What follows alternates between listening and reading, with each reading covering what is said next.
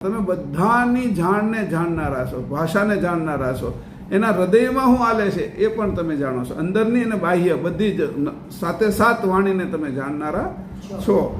તત્વની ગુલામીમાંથી મને મુક્ત કરવો એ તમે કર્યું. સ્થિરની અંદર એ ગતિ છે પાછી, જેમ વૃક્ષ સ્થાવર છે કે તો એની નસે નસની અંદર રસ તો ચડે છે, પાંદડા તો ચડે છે, ફળ તો ચડે છે, ફૂલ તો હોય છે, ગુંદર તો હોય છે, એની અંદર મધ તો હોય છે ફૂલમાં. તો એ જે અંદરની ગતિ છે આ પોતે સ્થાવર છે, છતાં અંદરની ગતિને પણ તમે જાણનારા છો. કે એટલે એનો ખોરાક શું છે તો કે આવો જે હંસ ગતિનો થઈ ગયો એનો ખોરાક ચેતનતા છે, જડતા નથી. એટલે આ બધું વાંચતા વાંચતા વાંચતા એક નક્કી થઈ ગયું કે હવે અણિયાળા થઈ ગયા છીએ આપણે, આપણી ગતિ અંકુરી ગતિ થઈ ગઈ. જેમ બાણ છે, ભાલો છે, તલવાર છે, ચપ્પુ છે, એની અણિયાળી ગતિ છે. એ અણિયાળી ગતિ હવે મારી વૃત્તિમાં શરૂ થઈ ગઈ છે. વૃદ્ધિ શક્તિમાં કરવાની છે, ભક્તિમાં કરવાની છે, યુક્તિમાં કરવાની છે અને છેલ્લે મુક્તિમાં. આ વૃદ્ધિ કરવાનું છે. આ વાણીને ઓળખશે એને ખબર પડશે કે આ ચેતન વાણી કેવી છે. બાકીની વાણીઓ છે બધી, પણ ચેતન વાણીને એક એકનો અર્થ તમે વિચારો કરો કે આ અનુભવ સિદ્ધ અર્થ છે. કે કરકે કહું એમ કીધું પરમ ગુરુએ, કે જે હું તને કહું છું એ મારા અનુભવ સિદ્ધ, જે બધાને અનુભવ થઈ રહ્યો છે એનો અર્થ કરું છું. આનું વિલોકન કીધું અને આ અલૌકિક છે. કે આ વાત તને જે હું કરું છું એ આ બાજુના લોકના કોઈ જાણતા નથી. કોઈ દેવો નથી જાણતા, કોઈ સુરો નથી, અસુરો નથી જાણતા, રાક્ષસો નથી, દાનવો નથી, મનુષ્ય નથી, ઋષિ મુનિઓ નથી જાણતા. કે આ બધા મહાદેવો નથી જાણતા. કે યક્ષ, કિન્નરો, ગંધર્વો કે જે લોકો છે એના કોઈ જીવો નથી જાણતા. કોઈ તત્વની અંદર જેની વૃત્તિ એકરૂપ થઈ ગઈ છે એ કોઈ નથી જાણતા.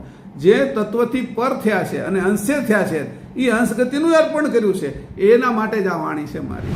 આ ભક્તિ ચેતન ભક્તિ છે કે પ્રેમ લક્ષણાય નથી, નવધાય નથી. કે એનો ફરક સમજશે કે તું ઓલી નીચેની ભક્તિ છે તો તું બધે ગુણને આપી દઈશ, સગુણમાં વાપરી નાખીશ, અને પ્રેમ લક્ષણાય છે તો નિરંજન અને બ્રહ્મમાં વપરાઈ જશે તારી. પણ મારી ચેતન ભક્તિ છે એ હંસ અંશીની છે, હંસ અંશીની છે. કે તો હંસના અંશ છે જે કેવલ કરતા એના માટે છે, એટલે એને બીજે ક્યાંય વાપરતો નહીં.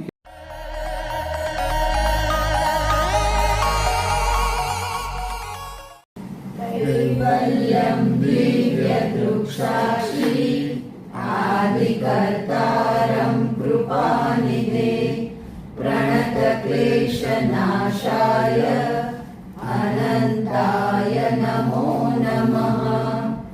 अल्पज्ञोऽहं सर्वज्ञोऽहं सत्शरणं जुगलरूपं त्वं नमामि.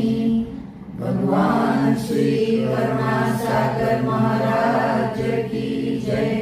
सत कैवल साहेब.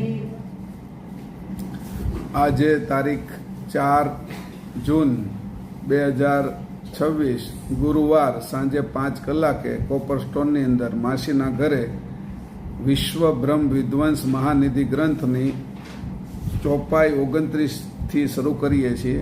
ગયા વખતે આપણે 27 અને 28 ચોપાઈ લીધી હતી અને એનો 27 ને 28ને ફરીથી એકવાર આપણે વાંચી લઈએ અને ત્યારથી એનું પુનરાવર્તન થોડું કરી લઈએ અને આગળ વધીએ. ચોપાઈ 27. અનુકૂલ કરન અનુભવ લગતદવત વેગેહિતિએ વસૂલ અમૂલ હિતિએ અખિલ ગત પતિ પરમ સર્વજ્ઞ સબનગી જાણ ચરાચર અણુની આદ્ય બ્રહ્માંડ સતંતર સુરત પરાપર.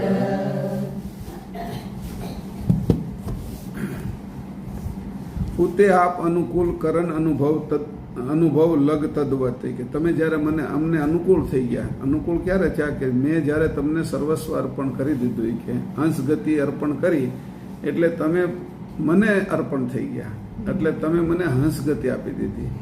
અને આ હંસગતિ મને મળી એટલે તમે મને અનુકૂળ થઈ ગયા, હું તે આપ અનુકૂળ થઈ ગયા, તમે મને અનુકૂળ થઈ ગયા અને તમારી જે જાણ હતી મને તમે બક્ષિસ કરી દીધી કે એનાથી મને શું થયું, અનુભવ લગ તદ્વત, જે અનુભવ હતો હંસગતિનો અનુભવ, એ ગતિથી મને જેમ હતું એમાં બધું જ સમજાઈ ગયું કે કરત કરતા અને મારું સ્વરૂપ ત્રણેય વસ્તુ મને સમજાવવા લાગી કે વેગે હિ કીએ વસુલ અમૂલ હિ દિયે અખિલ ગતિ કે અને આ તમે એટલી સ્પીડમાં કરી નાખ્યું, એટલી ઝડપથી કરી નાખ્યું, વેગથી કરી નાખ્યું અને એ લઈ લીધું જે હંસગતિ અને અમૂલ્ય એવી તમે હંસગતિ અમને આપી. અખિલ ગત, આ અખિલ જેની બધાની જે ખીલેલું છે નથી ખીલેલું અને જેટલું આ બધું દેખાય છે નથી દેખાતું એ બધાની ગતિ અમને સમજાવવા લાગી કે આવી રીતે તમે તમારી ગતિ અમને આપી. તમારી ગતિ કઈ હતી કે પતિ પરમ સર્વજ્ઞ સબન કી જાણ ચરાચર, તમે અમારા પતિ હતા, હંસના પતિ તરીકે કે કેવા હતા, પરમ સર્વજ્ઞ, અને એ પરમ સર્વજ્ઞ જે જાણ હતી એ અમારામાં હંસગતિમાં તમે ઉતારી. સબન કી જાણ ચરાચર, બધાની જાણ તમને ચરાચરની છે કે અણુની આદ્ય બ્રહ્માંડ સ્વતંત્ર સુરત પરાપર, અને આ તમારી જે જાણ છે અણુની આદ્ય બ્રહ્માંડ, એક અણુથી લઈ લો અને બ્રહ્માંડ છે એમાં બધામાં કયા કયા સમયે શું શું થઈ રહ્યું છે એ બધી એને સ્વતંત્ર એક ધારી કે કોઈ ખંડ પડ્યા વગર અખંડ સુરત, સુરતા તમારી એવી છે કે પરાપર, કે પરાથી પર જે ત્રણ વાણી છે એમાંય તમારી સુરતા છે. પરાથી પર જે વાણી છે એની અંદર સુરતા છે કે બધું જ તમે જાણો છો. કીડીની ભાષા તમને ખબર છે, જે હવા ફરકે છે ને એના કારણે જે પાંદડાઓ હલે છે એ શું બોલે છે એની ખબર છે. આકાશની અંદર જે વરસાદનો અવાજ આવે છે કે અને એનો હરુડવાનો ગર્જનાનો જે અવાજ આવે છે એની ભાષા તમે જાણો છો કે એટલે આવું હોય કે સુરત પરાપર, તમે બધાની જાણને જાણનારા છો, ભાષાને જાણનારા છો, એના હૃદયમાં શું હાલે છે એ પણ તમે જાણો છો, અંદરની અને બાહ્ય બધી જ સાથે સાત વાણીને તમે જાણનારા છો. અને એ ગતિ પાછી તમે મારી અંદર પ્રેરિત કરી, કારણ કે મેં તમને જે અર્પણ કર્યું એના સામે તમે જે મને આપ્યું તો તમે તમારું સ્વરૂપ મને આપી દીધું, હંસ સ્વરૂપ આપી દીધું કે આ રીતે તમે મને તમારું સ્વરૂપ અર્પણ કર્યું કે સ્વતંત્ર, અને મને પાછો સ્વતંત્ર કર્યો. જે મારી આ બાજુ બંધન હતું કૃતની અંદર, એ કૃતના બંધનને છોડાવ્યો અને સતત એક ધારું કર્યું કે હવે હું ખંડિત નથી, મટકું માર્યા વગર તે, અને આ ગુલામીમાંથી તમે મને છોડાવી દીધો, મુક્ત કર્યો, તત્વની ગુલામીમાંથી મને મુક્ત કરવો એ તમે કર્યું કે આટલી વાત પછી આપણે અહીંયા 29મી ચોપાઈમાં આવ્યા હતા. 29મી ચોપાઈ શું છે એને વાંચીએ આપણે હવે. સ્થાવર જંગમ જાણ હાણ જીનું વરદ વિલોકિત, જે જીનું રહેણ સહેણ દેણ તીનું દાન અલોકિત.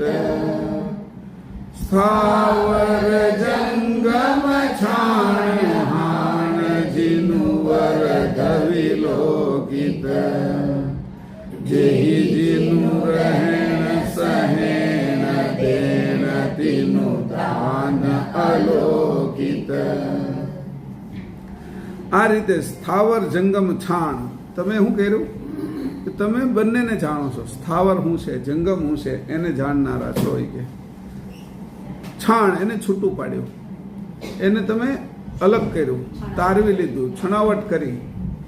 આ રીતે સ્થાવર જંગમ છાણ, આ રીતે તમે છાણી લીધું. એટલે છાણું આપણે છાણીથી જે બધું અલગ કરીએ ને ચાળીને, બરાબર, છાણી નાખ્યું. રેવા દે ને, જે હોય પછી ખોલશું. તો એવી રીતે સ્થાવર જંગમ છાણ, આ જે તમે જુદું પાડ્યું, છાણી લીધું, પીછાણી લીધું, પારખી લીધું, સમજાયું, પારખી લીધું કે આ અને છૂટું પાડ્યું.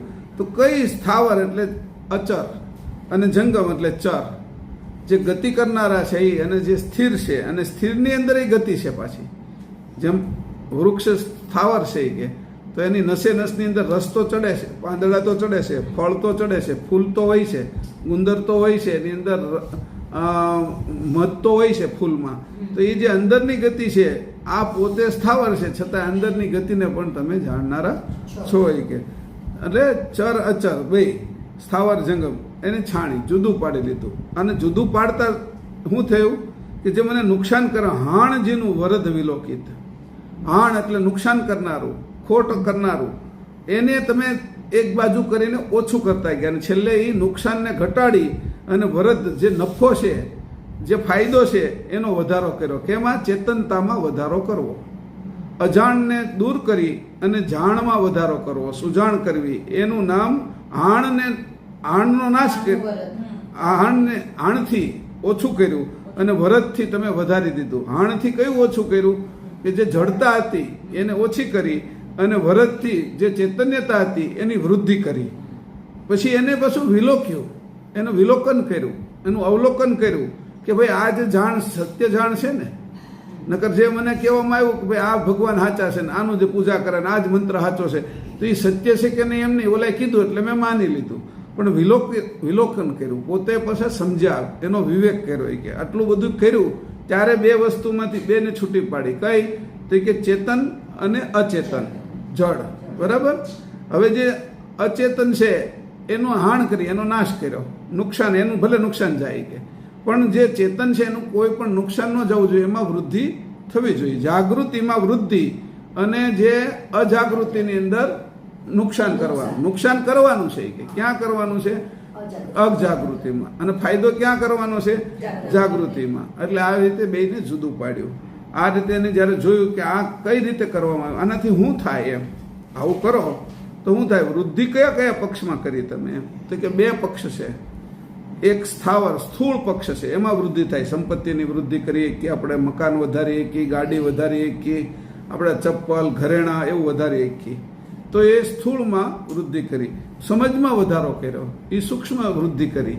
પણ આ બે કરતા પણ વધારે ચેતનતા અને જડતા, એની અંદર જે ચેતનતામાં વધારો કર્યો એ વધારે ગુપ્ત, ઊંડા ઊંડું ગૂઢ છે. કે એમાં કઈ રીતે તમે વધારો કર્યો? આપણે શરીરને ચેતન કર્યું પણ આપણી જાણ ભૂલી ગયા ને, એટલે આપણે નુકસાન કર્યું ને. તો એને એવું કીધું કે હવે તારે આ ઘાટ વિષયમાંથી એની હાણ કરવાની. ઘાટ તું નથી, એનો નાશ કરવાનો છે. ઘાટ હોવા છતાં, ઘાટ ધારણ કરેલો છે ત્યાં ઘાટનો તારે સમજમાં નાશ કરવાનો છે. અને તારી સમજ ચેતનની છે, એ ચેતનમાં વૃદ્ધિ કરવાની છે. કેમ? કે હું એવો છું. હંસગતિ કેવી છે? તો કે પાણીને દૂર કરી નાખે અને દૂધ પી જાય. દેડકા અને માછલાને તો બગલો ખાય, પણ હંસ તો સાચા મોતી ચરે. એટલે એનો ખોરાક શું છે? તો કે આવો જે હંસ ગતિનો થઈ ગયો એનો ખોરાક ચેતનતા છે, જડતા નથી. તો હવે એને ખોરાક પણ ખબર પડી ગઈ કે મારો ખોરાક તો ચેતનતા છે. કે અને આ ચેતનતાની અંદર પછી ખોરાક લેતા લેતા એની પછી ચેતનતાની વૃદ્ધિ કરતો જાય છે. અને જેમ જેમ ચેતનતાની વૃદ્ધિ થઈ જાય એમ જડતા નીકળતી જાય. જેમ જેમ કચરો આપણે સાફ કરતા જાય એટલે ઘર ચોખ્ખું થઈ જાય, ચોખ્ખાઈની વૃદ્ધિ થતી જાય, કચરો ઓછો થતો જાય. એની જેમ કચરો કાઢી નાખે છે. કે અને અત્યારે આપણે ભેગું શું કર્યું? તો કે કચરો ભેગો કર્યો. જે મારી ગતિ ચેતનતાની હતી એ હવે મારી સ્થૂળ દેહ ગતિ થઈ ગઈ, દેહ ભાવની ગતિ થઈ ગઈ. એટલે મેં આવી અને જ્યાં હું અંશે છે એ અંશ એટલો નીચે આવી ગયો, અંશ દેહ ભાવમાં આવી ગયો, અંશ ભાવમાં ન રહ્યો. એટલે એ નીચે આવ્યો, એની જડતામાં આવ્યો. હવે એ કહે છે કે જે મેં અંશ ભાવ તમને અર્પણ કરી દીધો, મારું સર્વસ્વ અર્પણ કરી દીધું અને મેં તમને આ બધું નોછાવર કરી દીધું, ત્યારે તમે મને તમારી ગતિ આપી, હંસ ગતિ. અને હંસ ગતિ આપવાથી આવડો મોટો લાભ થયો મને. તમે મને જે હંસ ગતિ આપી એમાં મને આટલો લાભ થયો. કે હવે અહીંયા પછી કે છે આના અર્થ એવા વરદનો અર્થ કર્યો. છાણ એટલે આપણે જોઈ લીધું, જુદું પાડવું. સ્થાવર જંગમ છાણ, બરાબર. છણાવટ કરી એને જુદું પાડવું, એને છાણી લીધું અથવા એને પીછાણી લીધું, એને છે એ પારખી લીધું. આ બધું થયું, બરાબર. આ પારખીને પછી બીજો આનો કીધો છાણનો અર્થ કર્યો, પછી હાણનો અર્થ કર્યો, નુકસાન. પછી વરદ એનો અર્થ કર્યો, વૃદ્ધિ અથવા નફો, બરાબર. પછી વરદનો બીજો અર્થ કર્યો, વૃદ્ધિ તો કીધી કે, પણ એ કે વૃદ્ધિ કેની? તો કે હવે સૂક્ષ્મ વાત કરું તને. કે જ્યારે લગ્ન કરવાના હોય છોકરા છોકરીના, ત્યારે એને વર્ધીના લગ્ન હોય. કેટલી વર્ધીના લગ્ન છે? એમ કે એટલે એનો લગ્ન લખે પછી 3 દિવસ છે 5 દિવસ છે એને વર્ધી કહે, સમયગાળો. એટલે એની જે ઉત્સવ ઉજવવાનો છે લગ્નનો, લગ્ન છે જે હસ્તમેળાપ છે એ 5મા દિવસે રાખવાનું છે, 7મા દિવસે રાખવાનું છે, 3જા દિવસે રાખવાનું છે. એવી રીતે એ લગ્ન લખે. આપણા બધાને એ રીતે થયું હોય. જ્યારે લગ્ન લખ્યા હોય ને ત્યારે વર્ધી એને વરદ વચ્ચેનો સમય, લગ્ન લખ્યા ઈ અને હસ્તમેળાપ વચ્ચેનો સમય. તો એમાં વૃદ્ધિ શું થાય કે જે સ્ત્રી અને પુરુષ એટલે છોકરા છોકરીના પ્રેમની અંદર વિશેષ વધારો થઈ જાય, વૃદ્ધિ થતી જાય. પછી ગણતરી થાય એને કે હવે 1 દિવસ 2 દિવસ 3 દિવસ બાકી છે, 10 કલાક બાકી છે. એવી રીતે એની અંદર એ ગણતરી થાય, વૃદ્ધિ છે એ. આવી રીતે એનું વરદ. આ બધા વિષયો એવા છે કે એને સમજવા જેવા હતા. તો વૃદ્ધિનું વિલોપન થયું. તો અહીંયા કીધું લગ્ન પ્રસંગની વિધિના દિવસો, પતિ અને પત્ની વચ્ચેની તીવ્રતામાં વધારો, પ્રેમમાં વધારો, એનો સમય એને વરદ કીધું. આ બધા વૃદ્ધિના દિવસો છે. એટલે એ જે લોકો એમાંથી પસાર થયા છે એ લોકોએ આ રાખ્યા છે, એને ખબર છે. અને એ લોકોએ જ આ બધું કર્યું છે. એટલે એને ખબર છે કે આ અરસામાં કેવી પ્રેમમાં વૃદ્ધિ થાય છે. કે આ આકુલતા વ્યાકુલતા આ દિવસોની અંદર બહુ દેખાય છે. કે હજી એને ખબર નથી આપણા વર છે દારૂ પીવે છે કે બીજું કંઈક છે આડો, પણ તોય એને વૃદ્ધિ થાય છે એમ. એટલે જે વૃદ્ધિ થાય છે એનો આમાં વરદ એટલો બધો વધારો થઈ જાય એમ. તો એને અહીંયા કીધું કે તારી તું અત્યારે જ્યારે જગતમાં છો ને મને મળવાનો છો, તારું નક્કી તો થઈ ગયું હંસગતિનું. એટલે હવે તું ગતિએ મને મળવાનો છો, એટલે તારું હવે નક્કી થઈ ગયું છે કે આ દિવસે તારા લગ્ન છે એમ, બરાબર. અને આ તારી અત્યારે સગાઈ થઈ ગઈ છે, તો તારે લગ્ન લખી નાખ્યા છે. તો હવે આ જન્મે તારી એટલી બધી વૃદ્ધિ થઈ જશે, મને આ પ્રાપ્ત થશે કે. અને એ હવે આ એટલો ભાવ વધશે કે એ અહીંયા ગુપ્ત રીતે સમજાયું છે. અહીંયા આમે એટલા માટે કાઢ્યું છે કે આ કેવી રીતે નીકળે કે આમાં પરમગુરુએ કીધું છે આ વરદ વિલોકિત, આને વિલોકન કર્યા કરે છે કે હવે મારો તો આ છેલ્લો મનુષ્ય અવતાર છે, હવે તું મારા પતિ આગળ મારા કૈવલ કરતા આગળ જવાનું છે. હવે આ બધા લોકો છે એ તો મેં બાદ કરી નાખ્યા કે વૈકુંઠ ને સ્વર્ગ ને કૈલાસ ને નિરંજન ધામ ને બધા જ સુખના ને ભોગના ને એ બધા મારે હવે જોતા નથી. અલેખ ધામ ને અચ્યુત ધામ ને અજર ધામ ને શૂન્ય શિખર ધામ, મારે તો કૈવલ ધામ જોઈ છે કે. એટલે એના માટે હવે એને જ્યારે જાણ્યું પછી એને એ માણે છે, માણવાની શરૂઆત કરે છે. આ જાણી લીધું કે હવે હું હંસગતિ મેં અર્પણ કરી દીધું એટલે મારી હંસગતિ થઈ ગઈ છે કે. અને આ હંસગતિ મારી થઈ ગઈ છે એટલે આ ગતિએ મારે જેને ત્યાં જવાનું છે. એટલે એ રોજ રોજ એના પ્રત્યે વિશેષ ભાવ વધતો જાય છે. ઓલા 5 દિવસની અંદર તો પરાકાષ્ઠાનો ભાવ થઈ જાય છે, એ પાકી જાય આખું, સ્ત્રી અને પુરુષ બે. તો અહીંયા હંસ અને હંસી આ હંસ ગતિ છે એ આખી પાકીને પરમ ગુરુના ચરણની અંદર જવા માટે તત્પર થયા કરે છે. અને એટલી જ તત્પરતા એ પણ દેખાડે છે આપને. જેટલી આપણી તત્પરતા છે એટલી જ એ દેખાડે છે ક્યારે આવે છે મારો હંસ, એમ એને એમ થાય છે ક્યારે આવે છે. આવો અહીંયા વૃદ્ધિ થાય છે કે આવો અર્થ થાય છે. અનુભવ સિદ્ધ અર્થ છે અહીંયા વરદ વિલોકિત. એનું વિલોકન કરે છે કે આ પછી જે વૃદ્ધિ થતી જાય છે એને હવે એમને કાઢી નથી નાખતો. રોજ રોજ કઈ વૃદ્ધિ થઈ, કઈ જાણ વધી. આપણે રોજ ગ્રંથ વાંચીએ, રોજ વિચાર કરીએ તો કઈ વૃદ્ધિ થઈ, મારે કરતા બાજુ જવાના આરત કેમ વધી, ઓર કેમ વધી, એમ સમજાણું વિશેષતા કેમ વધી. તો એ જે વૃદ્ધિ થતી જાય સમજણની, રોજે રોજ ડોક્ટર બને છે. જે વિદ્યાર્થી સ્કૂલમાં જાય છે એમાં પહેલા દિવસથી શરૂઆત કરે બાળ મંદિરથી, એ રોજે રોજ ડોક્ટર બને છે. વૃદ્ધિ થતી જાય છે રોજે રોજ. હવે નક્કી થઈ ગયું એને ડોક્ટર જ થવાનું છે. એટલે પછી એને જે પાછળના વર્ષો છે 3-4 વર્ષ કે 5 વર્ષ જે ભણવાના છે એમાં તો 100% નક્કી થઈ જાય કે હવે ડોક્ટર જ થવાનું. અહીંયા આપણું નક્કી જ થઈ ગયું, હંસગતિ થઈ જ ગઈ એમ. હવે પછી બીજી લાઈન હવે મારે નથી લેવાની. મેં મેડિકલ કોલેજની અંદર એડમિશન લઈ લીધું છે એમ.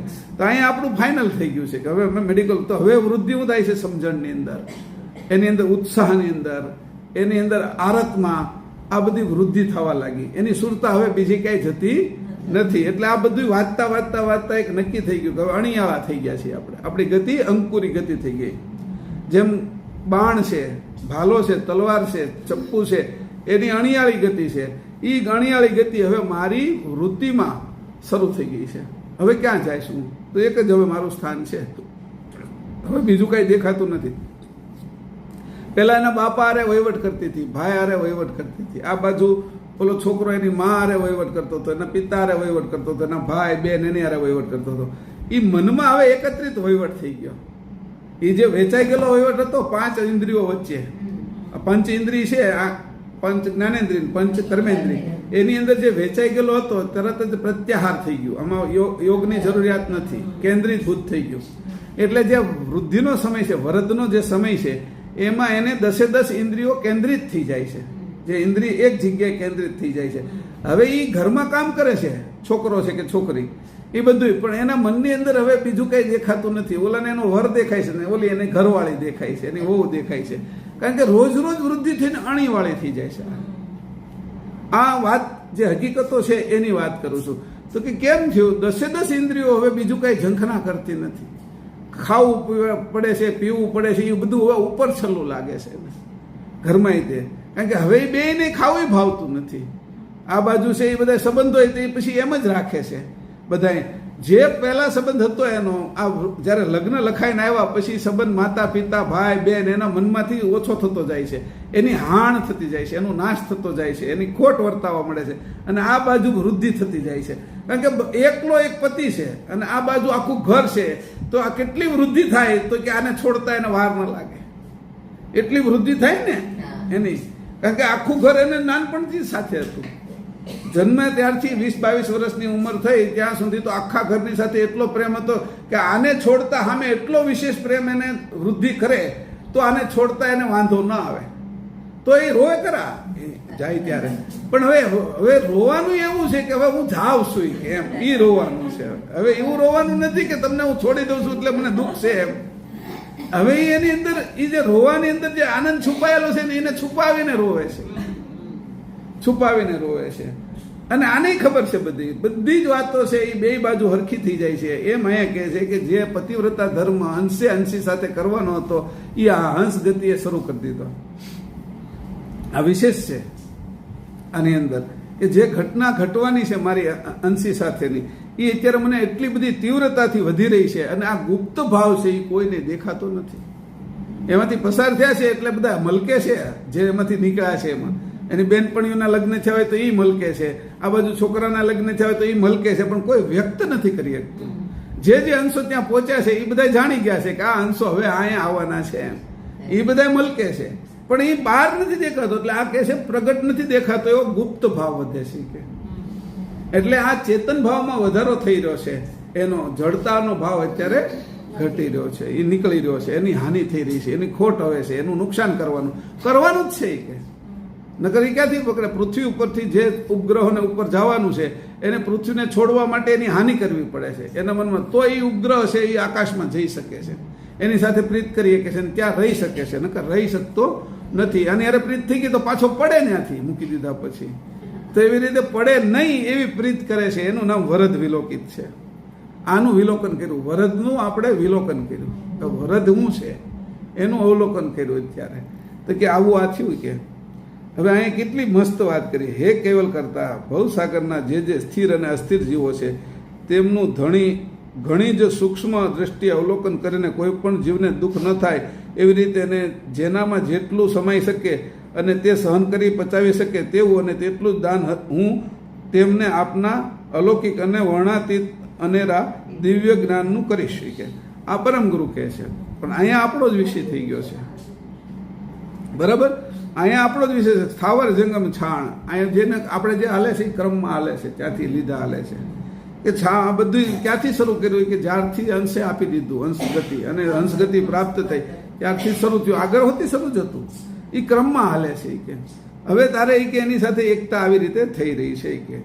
હવે ચર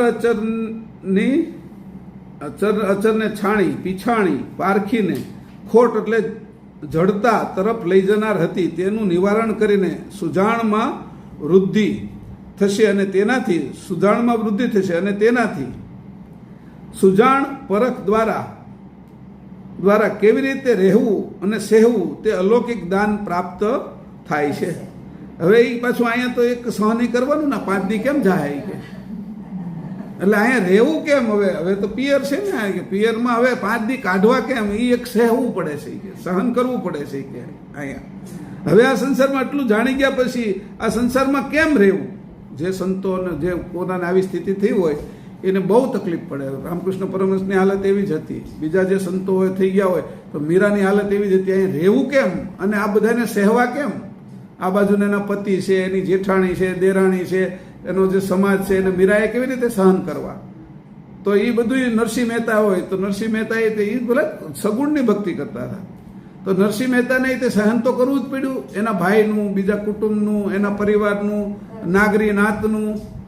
એને લોકો કહેતા ભક્તાણો થઈ ગયો, ભગતરોડો થઈ ગયો ને એવું બધું કહેતા હોય. તો એવું બધું એને કહે છે રહેણ અને સહેણ. તારે આ બાજુ રહેવાનું છે ને પાછું સહેવાનું છે. હવે હંસને કહે છે તો તને આમાં છે એ તારે આ બહુ ધ્યાન રાખે. એ પાછું દેણ તીનું દાન અલૌકિક. આ બે વસ્તુ તું કરી શકે ને એવું તને અંદર સમજણ રૂપી દાન આપી શકે, અલૌકિક કે. એટલે તને આસાનીથી આ બધાની સહન કરી અને આમાં તું રહી શકીશ. જ્યાં સુધી મારે ત્યાં ન આવે ત્યાં સુધી આ ગતિને આપણા 5 દિવસ બાકી છે કે લગ્નના. એટલે આ જે લગ્નના 5 દિવસ છે એમાં તારે જે સહન કરવાનું છે એ અને અહીંયા પિયરમાં રહેવાનું છે એની વાત કરે છે. હવે થઈ તો ગયું જ છે કે હવે એમાં કંઈ પાછું નથી પડવાનું કે. એટલે એકવાર લગ્ન લખાઈ જાય ને પછી કોઈનું મૃત્યુ થઈ જાય ને તોય તે જાન લઈને આવવું પડે, બરાબર? ઓલું એમને મૂકી નહીં તે જાન લઈને એવા કેટલાના લગ્ન થયા હોય કે એકવાર લગ્ન લખાઈ જાય પછી અટકે નહીં. એટલે આ એકવાર હંસગતિ થઈ ગઈ એટલે હવે અટકવાનું છે નહીં, લટકવાનું નથી, ભટકવાનું નથી, છટકવાનું નથી. આવી રીતે અહીંયા ગતિ થઈ ગઈ છે આપણી કે. એટલે અહીંયા કહે છે કે આ કેવી રીતે સહન કરવું? આ દાખલો ન આપ્યો હોત તો ખબર ન પડે કે આવી હંસની ગતિ થાય ત્યારે આવું થાય. એનો જો દાખલો હું પ્રત્યક્ષ ન આપું તો ખબર ન પડે, એટલે મેં આપ્યો એમ. પછી નથી રહેવાતું. પિક્ચરોમાં આપણે જોઈએ છીએ તો જે હીરો હિરોઈન હોય પછી જે એનો વચ્ચેનો જે સમય હોય બેને મળવાનો, એમાં જે તાણાવાણ થાય એમાં કેટલું સહન કરવું પડે છે અને એમાં છતાંય એમાં રહેવું પડે છે. એ બધાની વચ્ચે પછી જો કોઈ એને આશ્વાસન આપનારી કોઈ બેનપણી મળે, કોઈ મિત્ર મળે તો સહન થાય એનાથી કે હાલો કાંઈ વાંધો નથી કોઈ. એટલે એ અહીં કે દેણ તીનું દાન અલૌકિક. એટલે પરમગુરુ ત્યારે એને આ દાન આપે છે, આ એને આશ્વાસન આપે છે, એની સાથે રહે છે, એને સમજાવે છે, એને વિવેક કરાવે છે. એટલે એ આસાનીથી સહન કરી શકે. કોઈને કોઈ દુઃખ આવી પડ્યું હોય ને એમાં જે કોઈ સગા સંબંધી હોય, બીજા મિત્ર હોય, એ એમાં સાથે ઊભા રહે તો આપણે સહન કરવાની શક્તિ વધી જાય. એટલે અહીંયા કોણ ઊભું રહે છે બાજુમાં? કે પરમગુરુ. અહીંયા પરમગુરુ પોતે ઊભા રહે છે કે જો હું તારી બાજુમાં ઊભો છું, ખસતો નથી, તને ગમે એટલું થાય તને સહન કરવાની શક્તિ આપીશ અને એમાંથી યુક્તિ પણ આપીશ અને મારી ભક્તિનો પણ વધારો કરતો જાય છે. આ ત્રણેય વસ્તુ તને હું આમાં આપી શીખે. આ જે દાન આપું છું એમાં 3 વસ્તુ આપું છું કે ભક્તિ, યુક્તિ અને શક્તિ. આ 3 વસ્તુનું દાન કરું છું. પણ આ કયું છે? લૌકિક નથી, અલૌકિક છે કે. આ બાજુની ભક્તિ નથી કે જે હંસે કરવાની છે એ છે. તો કે હું તને દાન કેવું આપું? દેણ તીનું દાન અલૌકિક. જે દાન આપું છું એનો વિષય છે કે તને શક્તિ આપું છું. કે કેમ? કે આ બધાની હારે તારે સહન કરવાની સહન શક્તિ આવી જશે. પછી યુક્તિ આપીશ કે એમાં તું પાછો હસીને સારી રીતે રહી શકે એવી તને યુક્તિ આપીશ. એટલે બધામાંથી કેવી રીતે નીકળી જવાય. અને આ બધાથી તને મુક્ત રાખવા માટે હંમેશા એની માટે મુક્તિ પણ આપીશ, સમજણ પણ આપીશ કે યુક્તિ. અને એ જે મુક્તિ મેળવવા માટે તારે વચ્ચેનું જે સમય છે એમાં મારી વિશેષ ભક્તિ આપીશ. આ 4 પ્રકાર એની અંદર આપ્યા. છેલ્લે તો મુક્તિ થવાની ને, આ સંસારમાંથી નીકળીને પરમગુરુને પ્રાપ્ત કરશે ત્યારે મુક્તિ થવાની ને. એટલે શરૂઆત કરી. પેલું હું કીધું મેં? શક્તિ. બીજું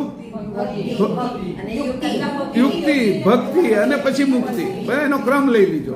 પેલું શક્તિ, બીજું યુક્તિ, ત્રીજું ભક્તિ, મુક્તિ. હવે પહેલી બીજી ભક્તિ આવશે આમાં, સમજાણું? હા, શક્તિ, ભક્તિ, યુક્તિ અને મુક્તિ. બરાબર? ભક્તિ વધી જશે એટલે યુક્તિ આવશે, બરાબર? અને યુક્તિ આવી એટલે એને આ સંસારમાંથી મુક્તિ થઈ જશે. તો એ કે આ દાન આપું છું. આવું કેવું દાન? એ કે ઓલા કીધું કે તમે પૈસા આપ્યા દાન, કપડાનું દાન આપ્યું, અન્ન દાન આપ્યું, વિદ્યા દાન આપ્યું. આ કેવું દાન આપો છો? એ કે તું બધું સહન કરીએ કે અને રહીએ કે જ્યાં રહેવાનું છે ત્યાં તને કોઈ તકલીફ ન પડે એવી તને આ બધી વસ્તુ આપું છું. આ કેવું હંસને એ આપે, હંસ ગતિને કેવું આપે છે એ જોવે છે. તકલીફ પાછી પડે છે. આપણે ઘણી વખત પતિ ના પાડવા મળે, ભક્તિ બહુ કરતા હોય તો, પત્ની ના પાડવા મળે, પુરુષ ભક્તિ કરતો હોય તો બધાને તકલીફ પડે. છોકરાઓ વિરુદ્ધ હાલવા મળે તો બધી શરૂઆત તો ઘરેથી જ થાય ને. તો એ પાકવે ને આપણે પકવતા હોય આ બધા, તો એ જે પાકી એની અંદર આ કહે છે કે ત્યારે મારો આ હાથ તને ફરશે કે આવો મારો હાથ તારા ઉપર ફરશે.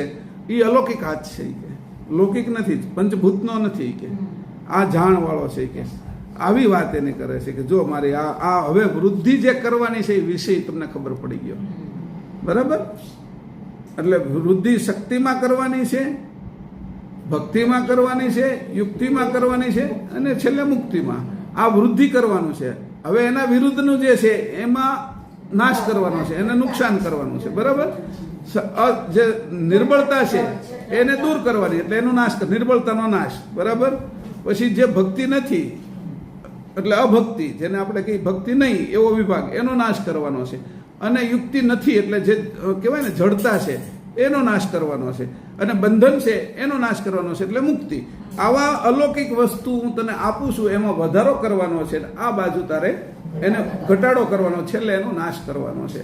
આવી રીતે કહે છે. જો આ વરદ વૃદ્ધિ કરવી, વરદ વચ્ચેનો સમય, અને પછી અહીંયા કીધી કે હાણ એટલે આ બધી હાણ, અને આ છાણ, આ બધું તને છણાવટ કરું છું, આ છણાવટ બધી કરી એની, સમજાણું. એટલે આવા બધા શબ્દો છે કે એ કેવા વિશેષ શબ્દો છે કે આજે મેં શબ્દો એક એક તને કીધા અને મેં અહીંયા એને મૂક્યા છે, એની પણ વિશેષતા છે કે તું જેમ મને વિશેષ જોવે છે બધા જગતમાં, એમ મારા શબ્દોને વિશેષ રીતે જો મારી જાણ તને મારા વાણીમાં મળશે કે જે તું મને ઓળખીશ કેવી રીતે કે આ વાણીથી ઓળખીશ કે. બધા જેમ કીધું ઘરમાં બેઠેલો કોઈ વ્યક્તિ હોય, રાત અંધેરી થઈ ગઈ છે અને જંગલમાં રહે છે પોતાના ઘરની અંદર કુબા બનાવીને, કેમ તો બહાર સિંહ બોલે, શિયાળ બોલે, બકરી બોલે, કે રાત્રે કોઈ કૂતરું બોલે, તો એના ઉપરથી એને ખબર પડી જાય છે. એને જોતો નથી છતાં વાણી ઉપરથી ખબર પડી જાય કે આ સિંહ બોલ્યો છે, આ ચિત્તાનો અવાજ છે, આ છે એ ભેંસ વાંભરે છે, કે આ વરુ બોલ્યું છે, કે આ શિયાળ બોલ્યું છે, કે આ કૂતરો ભોંસે છે. એ અંદર બેઠો બેઠો કહી દે છે, રાત અંધેરી છે તો પણ.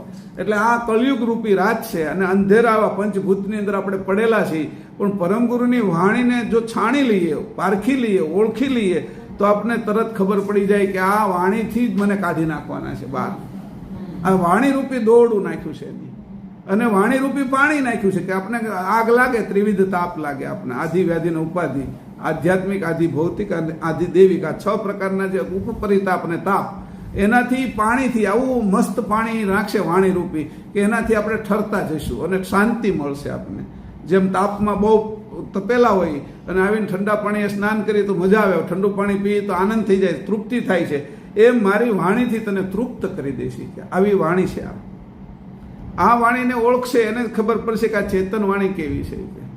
બાકીની વાણીઓ છે બધી, પણ આ ચેતન વાણીને એક એકનો અર્થ તો વિચારો કરો કે આ અનુભવ સિદ્ધ અર્થ છે કે કરકે કહું એમ કીધું પરમ ગુરુએ કે જે હું તને કહું છું એ મારા અનુભવ સિદ્ધ, જે બધાને અનુભવ થઈ રહ્યો છે એનો અર્થ કરું છું. આનું વિલોકન કીધું. અને આ અલૌકિક છે કે આ વાત તને જે હું કરું છું એ આ બાજુના લોકના કોઈ જાણતા નથી.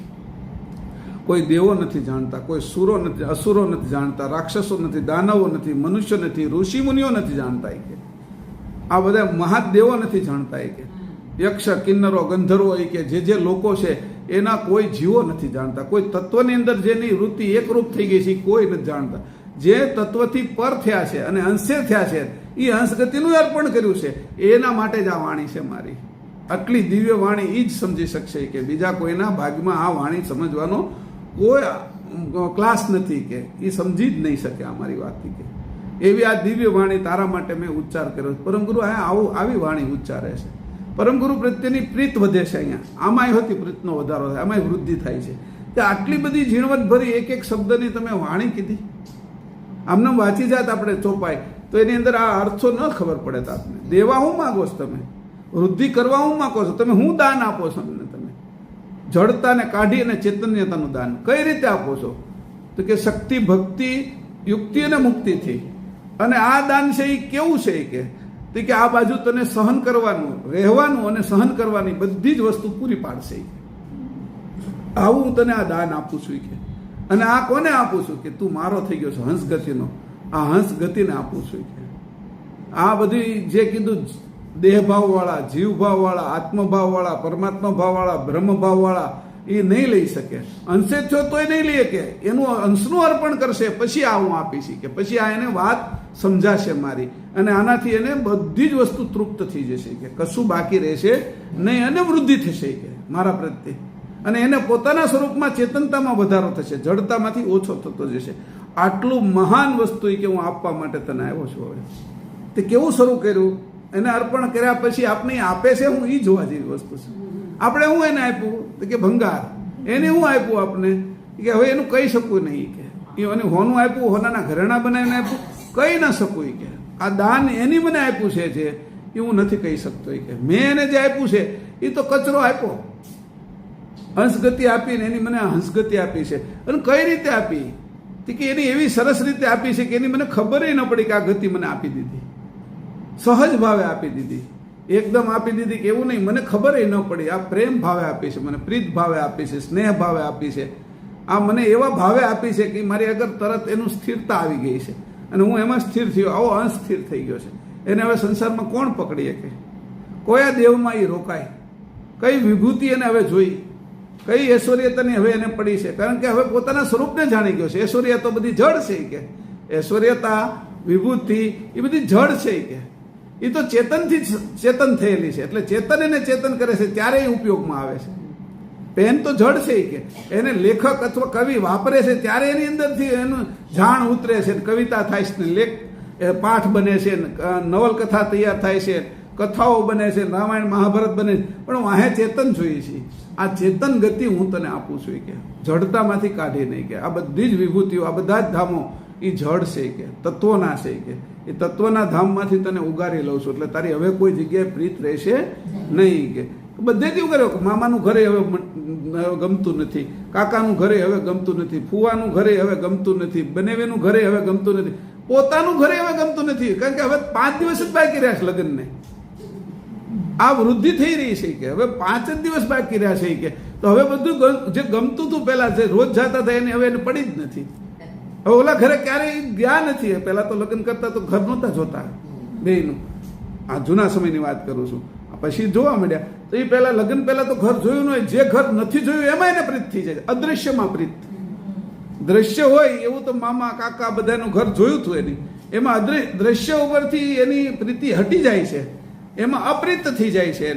એને ભાવ રહેતો નથી, કુભાવ થઈ જાય છે, અને ઓલે બધે એને ભાવ વધી જાય છે જે અદ્રશ્ય છે. એવું કૈવલ કરતાનું ઘર, કૈવલ ધામ અદ્રશ્ય છે આપણા માટે, અને ન્યા પ્રીતિ વધવા મળે છે. એટલે પછી છે તો ખરું જ કે અંશો બધા ત્યાંથી આવ્યા છે, અને એ તો છે તો ખરું જ કે મારી મમ્મી તે પરણીને જ આવી છે કે મારી કાકી પરણીને જ આવી છે. એટલે હારું તો હોય તો છે જ કે નથી એવું નહીં એમ કરીને મેં ધારણ કરી લીધું કે ધારી લીધું કે છે તો ખરું છે, એને હારે મારે પ્રીત કરવાની છે. જેમ બધા ધામો છે, મારા ગામમાં બધા, મારા શહેરમાં, મારા મોહલ્લામાં, મારી સોસાયટીમાં ઘર છે, એવું ઘર હશે મારા પતિનું એમ એવું કીધું. પણ એ તો આ લૌકિક પતિની વાત કરી. આ અલૌકિક પતિ કેવા છે કે હંસના પતિ કેવા છે એના વિશે બહુ સારી રીતે અહીંયા વાત કરી છે. એક ચોપાઈની અંદર બધી જ વાત એની જણાવી દીધી. વચ્ચેનો સમય કે છે વર્ધી વરદ, કેટલી સરસ એ સમજ છે કે આને કીધું ઘણી જ સૂક્ષ્મ દ્રષ્ટિ અવલોકન કરવું. આમાં નીચે લખ્યું છે નહીં કે આ બધી વાતનું તમારે કેવી રીતે અવલોકન કરવું. ઘણી જ તેમની ઘણી જ સૂક્ષ્મ દ્રષ્ટિ અવલોકન કરીને કોઈ પણ જેને દુઃખ ન થાય એવી રીતે જે અહીં લખ્યું છે તો આપણે કેટલી સૂક્ષ્મ દ્રષ્ટિથી અવલોકન કરીએ. એક એક શબ્દોનું, એક એક વાક્યનું એનું અવલોકન કરતા, અને પછી આગળની ચોપાઈ અને પાછળની ચોપાઈ, આગળનું અંગ અને એને સાથે લેતા જઈએ તો આખો પ્રાસ તૂટે જ નહીં. એમ લાગે કે સળંગ હાલે છે, આમાં કાંઈ વાર નથી લાગતી એમ. એટલે સળંગ સૂત્રવત છે કે એક પણ જગ્યાએ ખંડિત નથી થયું. આ અખંડ આપણે સત્સંગ કરીએ છીએ, અને અખંડનો સત્સંગ કરીએ છીએ, પાખંડનો નહીં. આ જે સત્સંગ એ રીતે અખંડનો કરીએ છીએ એ ખંડિત નથી થતો આપણો. જે અખંડ વસ્તુ છે એ મને પ્રાપ્ત નથી. હું અખંડ છું એની સાથે. એટલે અખંડતાથી અખંડતા સુધી પાખંડને દૂર કરી નાખ્યો. પાખંડનું હાનિ, પાખંડનું નુકસાન, પાખંડને દૂર કરી નાખ્યું, એમાં ખોટ કરી પાખંડમાં, અને અખંડની અંદર વૃદ્ધિ કરી, એનો ફાયદો કર્યો. એની અંદર છે એ વૃદ્ધિ કરી. હવે ત્યાં વૃદ્ધિનો અર્થ આ પાછો આવ્યો. પાખંડમાંથી હાનિ, પાખંડની હાનિ અને અખંડ છે એ વૃદ્ધિ, આ બે વાત પાછી આવી. એટલે વિશેષ વિચાર્યું ભાઈ આમાં આ પણ વિચારાય જે તમે ગ્રંથ વાંચો તો કઈ રીતે વિચારાય કે આ જ્યારે ગ્રંથો વાંચવા બેસી તો કેવી રીતે વાંચવું જોઈએ. ગ્રંથનો આટલો સરસ મજાનો અભ્યાસ થાય અને એની મજા આવે તો નવા નવા અર્થો સ્ફુરે. એ અર્થોની અંદર છેલ્લે પરમર્થ આવી જાય આપણા હાથમાં, અને આવો પરમર્થ આવે ત્યારે પરમાર્થને જાણનારા આપણે ત્યાં પુરુષાર્થ. આમ મનુષ્ય થયા છે તો જે પુરુષાર્થ કરી એનો અર્થ શું છે તે કે પરમાર્થ. તો બધી જ ગતિ નીચે વહી ગઈ. સ્વાર્થ ને શબ્દાર્થ ને ભાવાર્થ ને રહસ્યાર્થ ને ગુઢાર્થ ને લક્ષ્યાર્થ ને એ કઈ નો રહ્યું, પરમાર્થને પ્રાપ્ત કર્યો. તો નીચેના અર્થની હાનિ, હવે નીચેના અર્થની ખોટ કરીશ, નુકસાન કરવું છે એમાં, અને પરમાર્થની અંદર વૃદ્ધિ કરવી છે, એમાં નફો કરવો છે. આ પણ થયું. આવી રીતે જયારે જોઈએ છે ત્યારે કે ઓહો મારા હાથમાં હવે એવું આવ્યું છે કે એને હવે મારે સેજમથોય સમય બગાડવા જેવો. આવી રીતે જયારે વૃદ્ધિ થતી જાય છે, જે રીતે મેં કીધું, તો કેટલો ભાવ વધતો જાય. હવે એવી અણી થઈ જાય કે આ કેવલધામ સિવાય ક્યાંય અટકવાની જ નથી, ન્યા જ આવી જવાની છે. પરમ ગુરુના ચરણ સિવાય ક્યાંય અટકે નહીં એવી આ સ્થિતિ થઈ ગઈ છે. હવે કોઈ એવું આખું આમ આપણી અંદર એ કોમ્પ્યુટરાઇઝ કર્યું, એટલું સરસ રીતે એનું ગોઠવાઈ ગયું છે. આ આખી શું કહેવાય એને, પ્રોગ્રામ એવો ગોઠવાઈ ગયો છે કે આ પ્રોગ્રામ એવો થઈ ગયો કોમ્પ્યુટરાઇઝ કે હવે અમે ક્યાંય અટકશું નહીં. આમાં અટકવા માટેનો હવે કોઈ ક્લાસ નથી રહ્યો. નક્કી જ થઈ ગયું છે કે હવે અમારી જાન જશે. જાન જશે ને તો ભલે જાય કે પણ મારી જાન જશે. આ જાન જવાની છે. આમાં બે લડા લઈને જાય ને પેલા લગ્નમાં, હામી જાન જાય ને ક્ષત્રિયોમાં, દરબારોમાં ને એમાં બે લડા લઈને એમ કે બેલડા કે શું કહે એને, હા એવું કંઈક કહે છે. તો એ હામાં લઈને કે હવે મારી જાન જશે. ખાંડું નહીં, એ તો અલગ છે. ખાંડું એ તો સંબંધ કરે ને ત્યારે ખાંડું મોકલે, પછી આ એને થાય આ છોકરી આવે ત્યાંથી પરણવા માટે, એ રીતે હોય. આ રીતે અહીં કીધું 29મી ચોપાઈ આપણે પૂરી કરીએ. હવે આપણે 30મીએ જઈએ. 29મો મહિનો પૂરો કરવાનો ને 30મીએ જઈએ. કે હવે સમય કેટલો બાકી રહ્યો છે, કે હા ઓછો સમય છે એમ. સમય એમાંથી બધાને બહુ ઓછો સમય જ દેખાય છે ચિંતન સિવાય. હા, બાકીના બધા નાના નાનો એ છે, એટલે સમય ઓછો પસાર રહ્યો છે. એટલે હવે એનો એક આનંદ છે પાછો કે હવે જલ્દી જવાનું છે, પણ હવે પાછું ચૂકી ન જવાય એનું હતું. હા, એનું ધ્યાન રાખવાનું છે, ચૂકી ન જવાય. હા, 30 તારીખ 30 ચોપાઈ 30. કંચિત ફેર ન ફરક કરત જીનું કળિત કરીત જમા ભવ ઉદ્ભવ જીનું આદ્ય અંત મધ્ય લહિત અગમ ગમ કંચિત ફેર ન ફરક કરત જીનું કળિત કરીત જમા ભવ ઉદ્ભવ જીનું આદ્ય અંત મધ્ય લહિત અગમ ગમ. આ અંત મધ્ય છે ને એને અલગ કરી નાખજો, લહિત ને અલગ કરી નાખજો, બરાબર? કારણ કે એને એક શબ્દ લીધો, પણ અહીંયા આદ્ય અંત મધ્ય લહિત એને અલગ કરી નાખવાનો, અને ભેગો લઈ લીધો છે શબ્દને. અગમ ગમ. કંચિત ફેર ના ફરક શું કે છે? હવે જે આ સ્થિતિ આપણી થઈ ગઈ છે એમાં હવે કાંઈ ફરક પડશે નહીં. નક્કી થઈ ગયું છે હવે આમાં કાંઈ ફરક પડશે નહીં. કે હવે અહીં કહે છે જીવો ઉત્પન્ન કર્યા તે પહેલાનું, પછીનું ને છેક છેવટનું આપનું જે ગૂઢ જ્ઞાન આપે મને તે સમજાવવાની અને સમજવાની અને સમજાવવાની બુદ્ધિ સહિત બખ્યું છે. અને જે મેં મારા અંતરમાં સમજપૂર્વક ઉતારી વિચાર્યું છે તેમાં જરા જેટલો પણ ફેરફાર કર્યા સિવાય તે હું ભવસાગરના જીવોને કઈ સંભળાવીશ. અહીં કીધું કે એમાં આ જે તમે કર્યું છે એમાં હું કઈ ફેરફાર કર્યા વગર જેમ છે એમ સમજાવી દઈશ, બધાને સંભળાવીશ. જેટલું આ બારીક થાય, જેટલું ચૂર્ણ બારીક થાય ને, ઔષધિ એને ચૂર્ણ કરે આ લોકો, કોઈ પણ ઔષધિ છે જે વનસ્પતિમાંથી, તો જેટલું ચૂર્ણ બારીક થાય ને એટલું એ ઊંડાણમાં પહોંચે, નસે નસમાં, લોહીમાં ભળી જાય અને રોગને મૂળમાંથી કાઢે. એટલે આ ચૂર્ણ કરી નાખ્યું. જે આ શબ્દો હતા, જે વાક્ય હતા, જે ચોપાઈ હતી, એને આપણે ચૂરા કરી નાખ્યા, ચૂર્ણ કરી નાખ્યું અંદર. એને એવું ચૂર્ણ કર્યું કે મોઢેથી ન લ્યો ને કાનેથી અંદર વહી જાય તોય ભળી જાય. આ કાનેથી પીવાનું આ છે કે ચૂર્ણ, કારણ કે મોઢેથી પીવાનું એ શરીરના રોગ મટાડશે, અને કાનેથી જે પીવાનું છે આ સમજ રૂપી પીણું, અને આ ચૂર્ણ, આ દવા, આ ઔષધિ, એનો જે તમે ખોરાક લીધો એટલે ભવરોગ મટશે કે ભવરોગની ચાવી છે, ભવરોગ મટાડવાનું આ ઔષધ છે, ઓસડિયા છે એ કે આવી આ તમને એ કે હું આપું છું એ કે. તો એ કે એમાં હું જરા પણ ફેરફાર કર્યા સિવાય જેમ છે તેમ તમે જે મને સમજ બક્ષી છે એ સમજ હું બુદ્ધિપૂર્વક આ બધામાં ઉતારીશ, અને બધાની અંદર ઉતારી અને કેવી રીતે એને હું લઈ આવીશ પાછો. પરમગુરુ કહે છે કે હું જે બધાને લઈ જવાનો છું, કોઈને એ બાકી નથી રાખવાનું. પણ કેના દ્વારા લઈ જવું? કે સમજરૂપી દોરડાથી, સમજરૂપી સાધનથી, સમજરૂપી વિમાનથી હું લઈ આવવાનો છું બધાને. એવું મારે આગળ સાધન છે એ કે. અને એની સમજમાં વૃદ્ધિ કરવા માટે આ આટલું જ્ઞાન આપે મને આપ્યું છે એવું પરમ ગુરુ છે એ કૃપાનિધિ કરુણેશને છે એ વાત કરે છે, એની પ્રાર્થના કરે છે, એની સ્તુતિ કરે છે, એના ગુણ ગાય છે આવી રીતે કરીને. જ્યારે આવા ગુણ ગાય છે ત્યારે એમાં પણ વૃદ્ધિ કરે છે. જે એના ગુણ ગાય એની અંદર વૃદ્ધિ થાય. એટલે મેં તમને કીધું કે ભાઈ તમે બધે આ જેટલાને કહેવાય ને એટલાને કહેવાનું હવે શરૂ કરજો. પતિને કહો, આપણા જે સંબંધીઓ હોય એને કહો, છોકરાને સમજાવો, દીકરીને સમજાવો. એનાથી તમારી અંદર વૃદ્ધિ થશે સમજાવવાની, અને આ વૃદ્ધિ થશે એના કારણે પરમગુરુ આપણી નજીક રહેશે, આપણી અંદર ઉતરશે એની જાણ.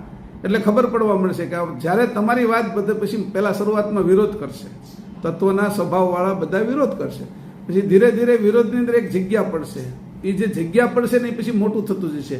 એમ જેમ લાવા કેમ ફાટી જાય અને આખું તૂટી જાય, પૃથ્વીના ભાગ થઈ જાય, એવી રીતે એક સમય એવો આવશે કે આ તમારું જે જ્ઞાનરૂપી લાવા રસ એ એના કાનમાંથી એની જે તત્વની જે જડતા છે ને એને તોડી નાખશે અને ખુલ્લું થઈ જશે, વહેવા મળશે. પછી તો ઓર મજા આવશે કે આ તો હાવ ઈઝી થઈ ગયું કે પરમગુરુ કરશે આ સમજાવવાનું બીજાને. અને એ સમજાવતા સમજાવતા એવી બુદ્ધિનો વિકાસ થશે ને એક એક શબ્દ એવા સમજાશે આપને કે હું કાંઈ સમજાવતો નથી, મારા સમજવા માટે આ કરું છું. હે પરમગુરુ, આ તમે મને એવી લાઈન આપી છે કે આ દ્વારા મારી સમજમાં વૃદ્ધિ થાય છે. એ સમજે એનો ભાગ્ય છે, પણ મારે તો મને તમે મારી અંદર આવો છો ને એ સમજે તો એક અંશ શોધી તરે છે. એટલે એમાંય લાભ છે. નજીકના લોકો છે આપણા બધા, આપણી સાથે કોઈના કોઈ ઋણાનુબંધ પ્રારબ્ધના કારણે જોડાયેલા છે. જે આપણા સંબંધીઓ આ જન્મના થયા છે એને અરે કંઈનો કંઈ સંબંધ છે આપણો, તો એનો ઉદ્ધાર થાય, એની કલ્યાણ થાય એવા વિષયો મારે કહેવા. એને સારું લાગે ન લાગે ધીમે ધીમે કહેવા. દિવાલારે વાતો કરીને એને વાત કરવી. કારણ કે ઘણી વખત એવું બને કે સીધી વાત સાંભળવામાં તૈયારી ન હોય એટલે જોરથી અમુક વાતો આપણે મૂકવી પડે. એટલે આપણે દિવાલારે વાતો કરતા હોય તો એમાંથી સાંભળી જાય, સમજાણું? એટલે એવો દિવાલ એટલે કોઈ એવા છે આડોશી પાડોશી એને આપણા ઘરના સભ્ય જોર સાંભળે ને એવી રીતે એને જોરથી વાત કરવાની. આ પંચતત્વો આવા છે, આ શરીરની અંદર 10 ઇન્દ્રિયો છે, એ આ રીતે કામ કરી રહી છે, આ સૂર્યચંદ્ર શું છે, આ પૃથ્વી કેમ ફરે છે, એવી બીજાને વાત કરવાની. એટલે સીધું ન કહી શકાય, સીધું કારણ કે બહુ તકલીફ પડે ક્યારેક સીધું આપવું. ત્યારે આપણે એને છોકરાને ટપ્પો પાડવો પડે, એને એક પીચ પાડવી પડે. દડો સીધો નથી નાખવાનો. તો પીચ પાડવા માટે બીજા એવા લોકોને કહેવાનું જે એ જડ છે, એ પથ્થર જેવા છે, એ દિવાલ જેવા છે. એમાં કાણું પડે તો આપણે તો વાંધો જ નથી, તો ચોરી કરશું. એમાં જો એની દિવાલમાં હોલ પડશે તો એને એના અંશની ચોરી કરશું. ખાલ તારી ચોરી કરી લેવી છે મારે. આપણે ચોર બનવું જ છે એના. હવે કે આવી ચોરી કરવી છે, ચેતન ચોરી કીધું કે હાલ મારી હારે તું એક કરતા બે ભલા એમ. તો એને સંભળાવતા પેલો સાંભળી જાય. અત્યારે આ હું સાંભળું છું એમ એવી રીતે મારી, એટલે એવી રીતે વાત કરવાની. 5 જણાને વાત કરતા થઈ, વાત કરવામાં આપણી જીભ ખુલ્લે, વાણી ખુલ્લે, અને આપણે થોડું થોડું કહેતા થાય એટલે તરત વિચાર આવે આપણે હાલો એકવાર ઓલી જ્ઞાન વિજ્ઞાનની બુક વાંચી લઈએ. એમાં હું પ્રકૃતિ કેમ બને છે ને એમાં એના તંત્રો કેમ બને છે, થોડીક વાત કરીએ એટલે તરત સમજાઈ જાય કે આ તો ભૂમિ તત્વ, અગ્નિ તત્વનું આ બધું કેવી રીતે છે ને એમાં કેવી રીતે હાથમાં કરીને બતાવવાના, જો આમ થાય છે. એટલે એવી રીતે બતાવી ત્યાં એને ખબર પડવા મળે. એટલે આપણે કહીએ છીએ બીજાને, પણ આશય આપણો એને બીજાને કહેવાનો નથી, એની આપણે ટપ્પો પડીને આને કહીએ છીએ. એટલે આડકતરી રીતે સમજાવવા, સીધા ન સમજે એને. તો અહીંયા કહે છે કે હું આમાં કાંઈ ફેર કર્યા વગર પણ એવી યુક્તિથી સમજાવીશ કે બધા સમજી જાય. આ યુક્તિ કરી. યુક્તિ ત્યારે જ આપે ને, આ બધી યુક્તિ પછી તમને પાછી એનીથી સૂક્ષ્મ વસ્તુ આપશે, પ્રયુક્તિ. અને પ્રયુક્તિ પછી તો આપણે વાત થઈ છે કે અમૂલ્ય યુક્તિ તો આપણે આગળ આવી જ જવાની છે. પરમગુરુ સાથે છે, હંસ ગતિ છે આપણી. અમૂલ્ય યુક્તિ આપણીથી દૂર થવાની નથી. અને પછી શું થાય, આપણે જે અહીંયા સ્થૂળ સત્સંગ કરીશું ને એના માટે સૂક્ષ્મ સત્સંગ કરવા પાછા જતા થઈશું. શરીર છોડી અને સૂક્ષ્મ સત્સંગ જ્યાં જ્યાં હાલતો હશે એવા સૂક્ષ્મ સત્સંગની અંદર પણ આપણે ભળતા થઈશું. એટલે આપણે બે ફાયદા થશે. અહીંયા જડમાં કહીએ છીએ એ વેખરી વાણીનો સ્થૂળ આપણે સત્સંગ કરીએ છીએ, અને પહેલો છે એ પરમ સત્સંગ કરશું કે જ્યાં આવો સત્સંગ હાલે છે ત્યાં આપણી વૃત્તિ વહી જશે, એટલે ત્યાંથી જાણીને આવશે. બે પ્રકારના સત્સંગ અહીંયા થશે. તમે કોઈને આપશો તો તમારે હાથ ખાલી થશે તો નવું આવશે, અને એ નવું આવવાની રીત સમજાશે આપણને. એટલે જો મધમાખી મધ ન કાઢે ફૂલમાંથી તો નવું મધ ફૂલમાં ના આવે, નવું ફૂલ પણ ના આવે, કારણ કે એ પુકેસર અને સ્ત્રી કેસરનું મેળાપ કરાવે છે સાથે બેઠી બેઠી. બીજા ફૂલ ઉપર બેસે એટલે એના પગમાં જે પુકેસર અને સ્ત્રી કેસર જોડાયેલું હોય તો બીજા ફૂલોની અંદર પછી વૃદ્ધિ થવા મળે છે. તો આવી રીતે આપણે પણ આ જ કામ કરવાનું. 5 જગ્યાએ બીજા વહીવટ કરીએ, કોઈ પિક્ચર આમ છે ને કોઈ રાજનેતા આવે છે ના, તો એની વાત નહીં કરવાની, આપણે આ વાત કરવાની. એવું લાગે થોડી વાત કરીને પછી વાત ફેરવતા આવડી જાય. યુક્તિપૂર્વક આપને વાતમાં લઈ લેતા આવડવું જોઈએ કે ભાઈ મારે આ વાતમાં નથી પડવું. જે વાત છે એને જ વાત કર્યા કરવાની નિરંતર. અને આવી રીતે વાત કરતા જ્યારે આવડી જશે ત્યારે એક રીત આવડી જશે, યુક્તિ આવડી જશે કે કોઈની વાતમાં આપણે આવીએ નહીં ને આપણી વાત બીજાને સમજાવી શકીએ. સમજાણું? જીવકી શીખ હૃદય ન ધરીએ, અપનો બોધ ઓરંકો કરીએ. સમજાણું? એવી એક ચોપાઈ છે. જીવ ગતિના છે એ આપણે શિખામણ આપશે કે એ બધું થોડું હોય કે આવા કેવલ કરતા ને એવા પરમ ગુરુ આ બધા આખું ગામ હોય કે શંકરને માને, ત્યાં કેટલી લાઈન હોય છે, હનુમાનને માને, આ બધી જે મક્કા મદીના ને એવી બધી મસ્જિદોમાં ભરેલા મુસલમાનો, આ બધા ગુરુદ્વારા, આ ચર્ચો ને એ બધા ભરેલા હોય છે. તો આપણે વાત તો એ માનવાના નથી. એટલે એને કીધું તારે રહેવાનું તો ત્યાં છે, આ રહેણ સહેણમાં આવશે કે જે તો કે અપની શીખ ઓરંકો કરીએ, આપણી જે શીખ છે એ બીજાને કરવી. જીવકી શીખ હૃદય ન ધરીએ, અપનો બોધ ઓરંકો કરીએ. જીવની જે શીખ છે એ શિખામણ દેવા આવે તો એ આપણા હૃદયમાં ધારણ નહીં કરવી, અને અપનો બોધ ઓરંકો કરીએ. આવો ચેતન બોધ છે એ બીજાને કરવો. આ ચોપાઈ છે એક આખી. જીવકી શીખ હૃદય ન ધરીએ, જીવકી શીખ હૃદય ન ધરીએ, અપનો બોધ ઓરંકો કરીએ. બીજાને આપણો બોધ કરવાનો. તો કે કેવું આ પરમગુરુ એક એક ચોપાઈમાં કેવું સમજાવે છે, કેટલી યુક્તિ બતાવે છે. હવે નાની એવી છે આ બે લીટી, પણ એમાં આપણે કહી દીધું તું આમાં સીલ મારી દીજે, તું કવર કરી લીજે, તું તારો એવી રીતે ઢાલ બનાવી રાખજે કે તારી અંદર એ જીવનો ન બોધ આવવો જોઈએ. ઢાલથી તલવાર કેમ વાગે નહીં એમ, અને અપનો બોધ તારી તલવાર મારી દીજે કે તારી જાણ એને આપજે, કારણ કે તારી જાણથી અંશે થશે, અને એની જાણ તું લઈશ તો તું જડ થાશ. એ તને નુકસાન કરશે, કે એ જડતામાં વધારો કરશે અને તું એની ચેતનતામાં વધારો કરે છે. એટલે તું સમજે છો એટલે તારે આ કરવાનું. અહીંયા કહે છે કંચિત ફેર ન ફરક. હવે હું તને કહું છું કે આ કાંઈ પણ ફેર ફરક કર્યા વગર કરત જીનું કળિત કરીત જમ. અહીં કીધું કંચિત ફેર ન ફરક કરત જીનું કળિત કરીત જમ. આપણે વાત હાલતી હતી કઈ નહીં તે કે દેણ તેનું દાન અલૌકિક, જે અલૌકિક દાન મને આપે છે એ કેવું, તો કે એમાં કંચિત ફેર ન કરવો. જે મને એ દાન આપે છે શક્તિ રૂપી, તો શક્તિ કોઈ જુદા માર્ગે ન વાપરવી જે જડતામાં જાય. શક્તિ ખોટી જગ્યાએ વપરાઈ જાય તો અર્જુન કર્ણની શક્તિ છે એ ઘટોજગતમાં વપરાઈ ગઈ, એટલે અર્જુનને મારવાનું હતું એ રહી ગયું, અને શક્તિ તો એક જ હતી ઇન્દ્રએ આપેલી, એટલે એ તો કઈ કામ ન લાગી. છેલ્લે તો નકર એક જણાને તો કે અમોક છે આ શક્તિ, કે હું તને આપું કે આમાંથી એક જણ મળશે ને એને મગજમાં હતું કે અર્જુનને જ મારવો છે. અને પછી કૃષ્ણે એવી યુક્તિ કરી, ઘટોજગતને એવું કીધું કે તું બધાને મારવા જ મળે, એકદમ એટલું કરી કે એટલે એટલા માર્યા એટલું સૈન્ય, કે પછી દુર્યોધને કીધું કે આજને આજ આ સૈન્ય આપણું ખતમ કરી નાખશે, કે એટલું આને વિરાટ સ્વરૂપ રાક્ષસ હતો એ, અને એ વિરાટ સ્વરૂપ એની ધારણ કર્યું, બધાને મારવા જ મળ્યો, કોઈ રહે નહીં. એ કે હવે મરે તો એક જ છે તારી આગળ આ શક્તિ છે કે એનાથી આ મરે, નકર આજના જ યુદ્ધ હારી જાય. પણ એ કે મેં અર્જુન માટે એ રાખી છે, પણ એ કે તું આ બધાને આજના જ મારી નાખશે કે તો અર્જુન માટે રાખેલી તારી કામને શું લાગશે, કે તું મારો સાચો મિત્ર નથી, એવું એને સંભળાયું. એટલે પછી એની જે શક્તિ હતી એ વાપરી નાખી, શક્તિ વાપરી નાખીને એટલે અર્જુન બચી ગયો. કૃષ્ણે આવી યુક્તિ કરી. સમજાણું? તો પરમગુરુ આપણે યુક્તિ આપે છે, એટલે કીધું કે જે છે કંચિત ફેર ન ફરક, હું તને જે શક્તિ આપું છું જેના માટે વાપરવાની છે એના માટે જ વાપરજે, બીજે કશે નહીં વાપરશો. એટલે આ નક્કી રાખજે કે ખોટી જગ્યાએ વસ્તુ ન વપરાઈ જાય. સમજાણું? ખોટી જગ્યાએ તારી વસ્તુ ન વપરાય, તારો સમય ખોટી જગ્યાએ ન વપરાય જાય, તારો શ્વાસ ખોટી જગ્યાએ ન વપરાય જાય, તારી શક્તિ ખોટી જગ્યાએ ન વપરાય જાય. એટલે એમાં ફરક ન પડવો જોઈએ કે હું તને જે શક્તિ આપું, દાન જે હું અલૌકિક આપું છું, અલૌકિક દાન, એની તને વાપરવાની રીત બતાવું. પાછું આગળ કહે છે કે આ પાછું વાપરવું કેમ, કે હું તને આપું ખરો, તો હવે જો ખોટા છોકરાના હાથમાં આપી જાય તો એ ખોટા રવાડે, ખોટા મોત શોખે ચડી જાય અને હાંજે લાખ રૂપિયા વાપરી નાખે. એ જ જો કોઈ સાચા છોકરાના હાથમાં આવે અને એ સાચો હોય અને સમજુ હોય, વિવેકી હોય, તો એ લાખ રૂપિયાના અઠવાડિયા 10 દિવસમાં બીજે કમાણી કરીને 1,10,000 કરશે. કારણ કે એને વૃદ્ધિ કરતા આવડે છે ને, અને આને છે એ નુકસાન કરતા આવડે છે. તો એની કીધું જો આ કંચિત ફેર ફરક ન ફરક કરત જેનું કળિત કરીત જમ, એને તું કળી જાજે. આ ભક્તિ શું છે? પછી કીધું શક્તિ શું છે, આ ભક્તિ શું છે, ભક્તિના પ્રકાર શું છે, એની યોગ્ય રીતે કળી જશે. તને જે મેં ભક્તિ આપી ચેતન ભક્તિ છે, એ નીચેની નથી, નવધા નથી, પ્રેમ લક્ષણા નથી. આ ચેતન ભક્તિને એનો ફરક શું છે એ હોતી છે. કંચિત ફેર ન ફરક. હું તને જે આ શક્તિ આપું છું એ શક્તિ કેની છે?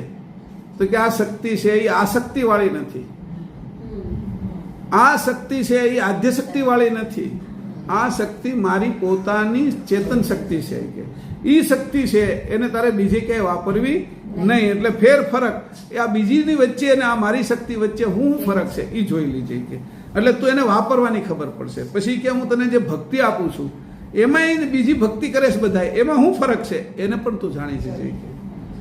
કંચિત ફેર ન ફરક, હું જે માટે તને આપું છું એ જ વસ્તુમાં તું વાપર છે. કે સમજો? ઘટોજગટ માટે તારું આવું છે એ અમર જે તને અસ્ત્ર આપ્યું છે ઇન્દ્ર, એ નહીં વાપરતો. હવે જે કર્ણે ભૂલ કરી એ કર્ણની ભૂલ તારામાં નહીં થવા દો. કે કેમ કે હું તને આ સમજ આપી દઉં. કે ખોટી જગ્યાએ વપરાઈ ગઈ ને, કારણ કે આ બધું જોયું હોય કે આ ખોટી જગ્યાએ વપરાય. એક જ ભૂલ થઈ કે અર્જુન મરી જાય એમ જ હતો. બરાબર છે? અર્જુન મરી જાય તો યુદ્ધ કોણ છે? પછી જીતવા જેવું હતું જ નહીં કાંઈ. એટલે અહીંયા કીધું કે અર્જુનને બચાવવો એ મહત્વનું હતું. એટલે અહીંયા કહે છે કે જો ફરક પડવા નહીં દેતો તારે આને બચાવવાનો છે. કે એટલે કે કંચિત ફેર બધાને સમજી લે. શક્તિ કયા પ્રકારની છે, ભક્તિના પ્રકાર કયા છે. આ ભક્તિ ચેતન ભક્તિ છે કે પ્રેમ લક્ષણાય નથી, નવધાય નથી. કે એનો ફરક સમજશે.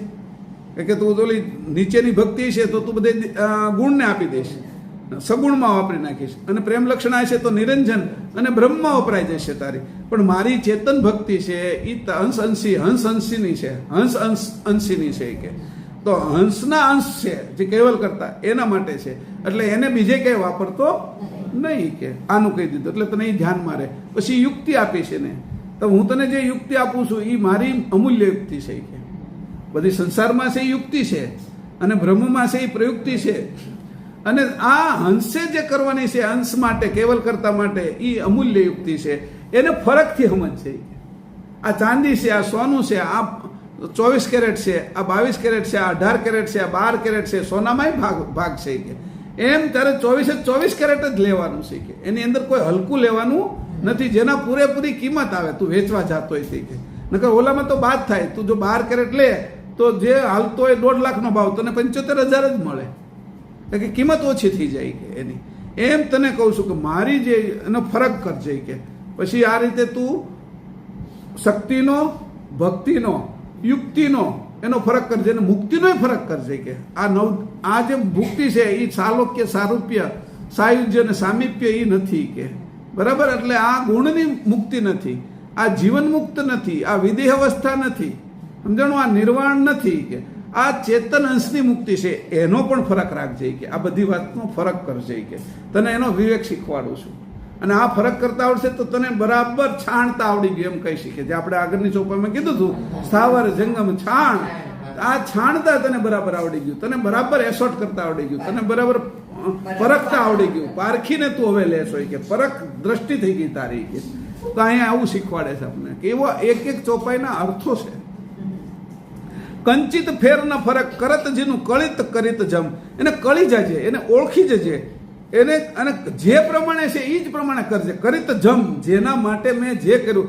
ગ્લાસની અંદર મેં તને છે આ ગ્લાસ આપ્યો છે, એની અંદર પેટ્રોલ લેવા માટે નથી આપ્યો. એ પ્રવાહિત છે. પણ ગ્લાસ એટલે તું શરબત પીએ કે પાણી પીએ કે દૂધ કદાચ પીએ કે ગરમ હોય તો આ તે ચાય પીએ કે હાલે એમાં ના નથી પાડતો, પણ તોય એ કે આ સ્ટીલનો ગ્લાસ છે એ ચા માટે નથી આપ્યો, અને આ ગ્લાસની અંદર આઈસ્ક્રીમ માટે સ્ટીલનો ગ્લાસ નથી આપ્યો, એના માટે કપ આપ્યો છે કે. એટલે એને કીધું કરીત જમ, જે જેના માટે બનેલું છે એ જ એનો ઉપયોગ કરજે કે. જે ચમચી એ કે આઈસ્ક્રીમ ખાવાની છે એનાથી દાળ નહીં પીતો એ કે, અને જે સૂપ પીવાની છે ચમચી છે એનાથી તું છે એ શીરો નહીં ખાતો, આઈસ્ક્રીમ નહીં ખાતો.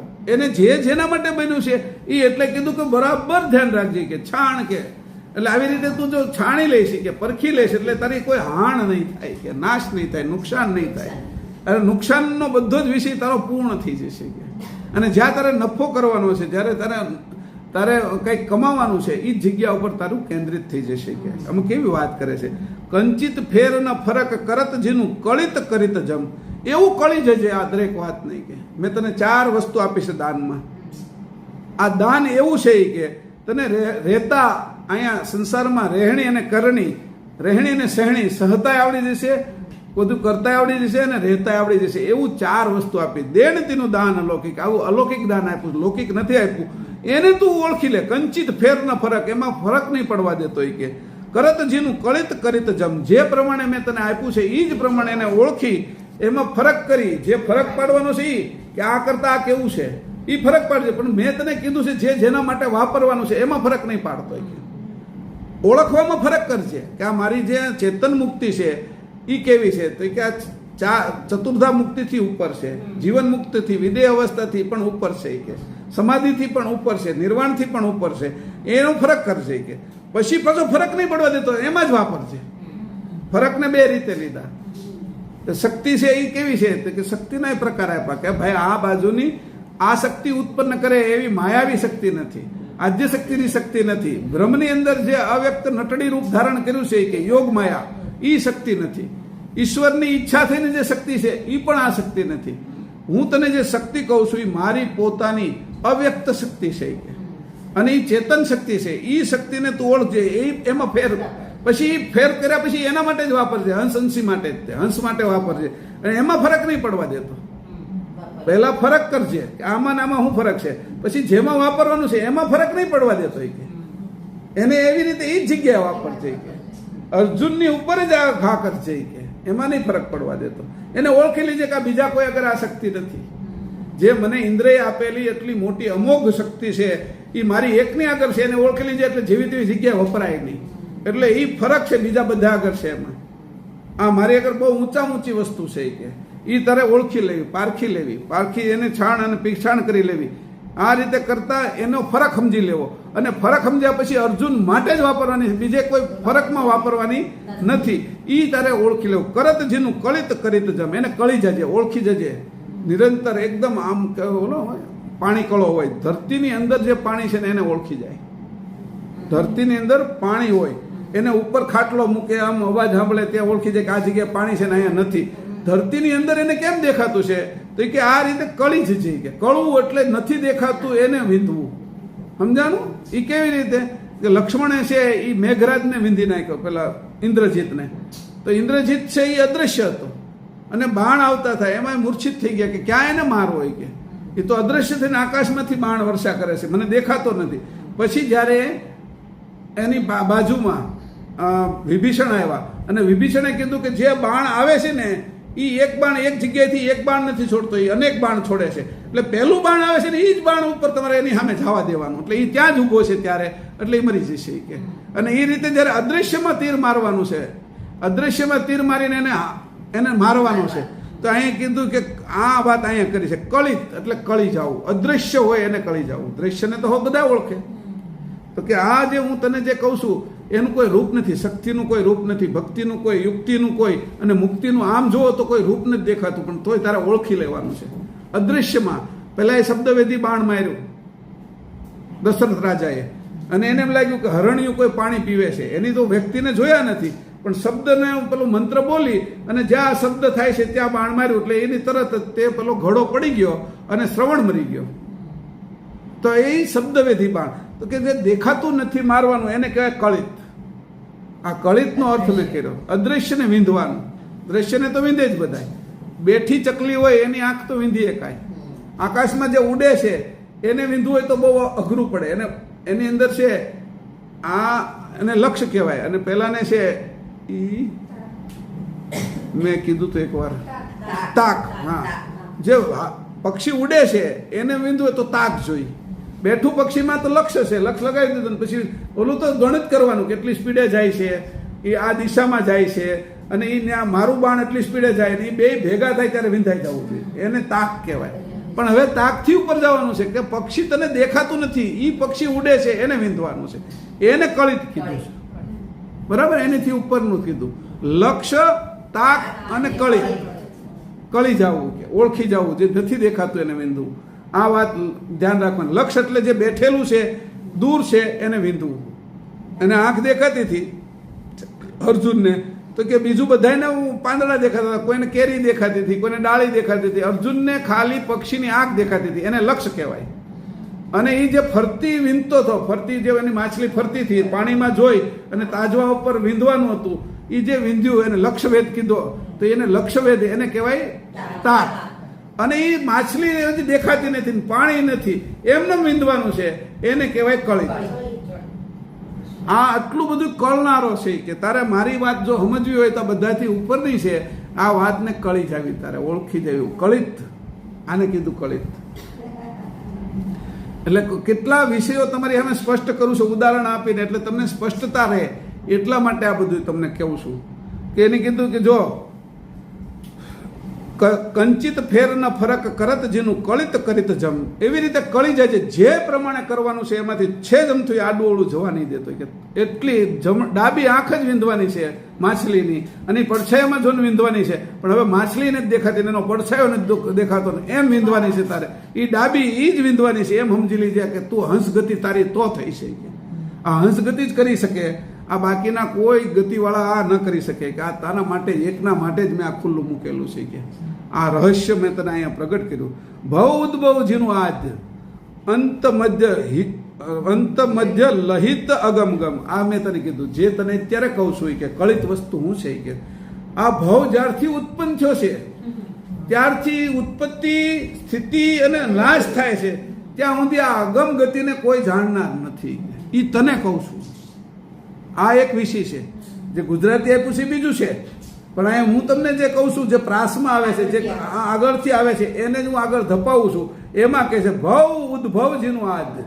આજે હું તને કહું છું કળિત કરીત જમ, એ વસ્તુ શું છે? કે આ કાળને પારની વસ્તુ છે. કે અકાળની પારની વસ્તુ છે. કાળ ઉપર, નિરંજન ઉપર તો અકાળ બ્રહ્મ છે. કે અને એનાથી પારની વસ્તુ છે, એને તારે કળવાની છે. કે કેવલ કર્તાનું ધામ અને કેવલ કર્તાને કળવાના છે. કે એટલે તારે નીચેનું હોય, નિરંજન સુધીનું હોય કાળવાળું, તો એ લક્ષ્યમાં આવી જશે. બ્રહ્મની અંદર તારે જો કાંઈ પ્રાપ્ત કરવું હોય તો એ તાકમાં આવી જશે. પણ જ્યારે કેવલધામ પ્રાપ્ત કરવું હોય ત્યારે તારે કળિતમાં આવશે. કે આ કળિત શબ્દ છે. કે આ કેવલધામ માટે વાપરું છું. એ આ જગતમાં ભવ ઉત્પન્ન થયો જ્યારથી આ કલ્પ શરૂ થયો. કે આ શ્વેતવરા કલ્પ થયો. 1 અબજ મેં કીધું ને, 1 અબજ 49, હા 1 અબજ 1,97,29,49,128 વર્ષ હાલે છે.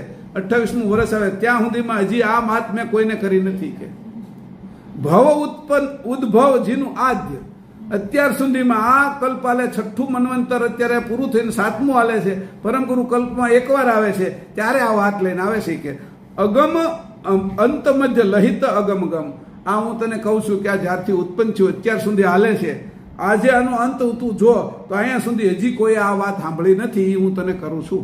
હું આ ગ્રંથમાં લખીશ તો એનો ઉકેલ કોણ કરી શકશે એ મને ખબર નથી. કે એ જેને મારી જાણ આવશે એ આ કરી શકશે, એ એનો ઉકેલ કરી શકશે.